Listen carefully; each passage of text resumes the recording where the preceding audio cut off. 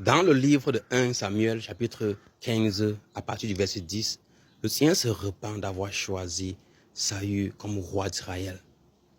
Vous vous imaginez, le Seigneur vous donne un poste. Et 2 mois, bien 3 mois plus tard, bien 6 mois plus tard, il vient et dit que si il savait, je ne donnais pas la fesse à la personne-ci. Le Seigneur regrette de t'avoir positionné quelque part. Et maintenant, le Seigneur n'a pas que le choix que d'aller choisir David pour remplacer Saül. Frère ça en Christ, il faut savoir que, parce que parfois, nous pensions que, et beaucoup de personnes font cette erreur. J'ai vu beaucoup de personnes dans ma vie, dans mon entourage. Dieu n'est pas un programme de nos réponses. Certaines personnes ne se rapprochent que de Dieu quand ils ont besoin de quelque chose.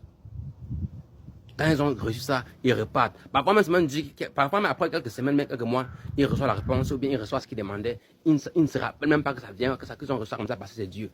Ils ne reviennent même pas dire merci au Seigneur. Mais dans le cas de Saül, ici, c'était la désobéissance.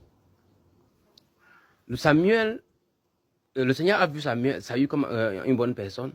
Et il était un pauvre, un beau rien. Et le Seigneur a pris. Et vous comprenez maintenant pourquoi, après ça, David a pris 15 ans. 10 à 15 ans pour devenir roi. Même Joseph a pris 10 à 15 ans pour devenir aussi gouverneur d'Égypte. Parce que quand tu prends une personne qui n'a pas bossé pour ce qu'il a, il ne saura pas comment apprécier. Il va croire que tout est simple. Mais quand une personne que le Seigneur a torturé, il sait que l'obéissance, c'est tout ce qu'il en a devant le Seigneur. Il sait que s'il perd son obéissance, il perd tout ce qu'il en a. Il va bien réfléchir. Mais Saül était un enfant gâté. On a pris dans la pauvreté, on l'a mis roi. Et l'Esprit du Seigneur régnait sur lui.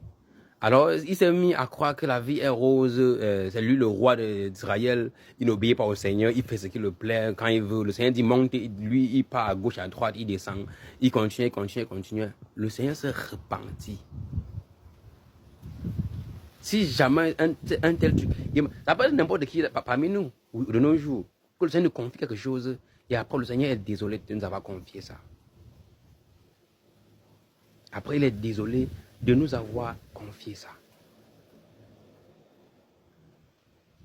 Et c'est pour ça que vous allez voir que quand le Seigneur a quitté Saül, Samuel a aussi quitté Samuel pour jamais. Ils ne sont plus jamais revus.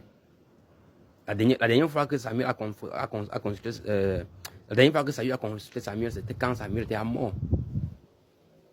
Parce que vivant, Samuel ne pouvait pas le voir en face parce que le Seigneur avait déjà coupé les liens et il a coupé. Et certaines personnes dans notre vie aussi, le Seigneur n'arrive pas à nous bénir parce qu'on garde les liens avec eux. Pourtant, le Seigneur nous a demandé de couper les liens avec eux.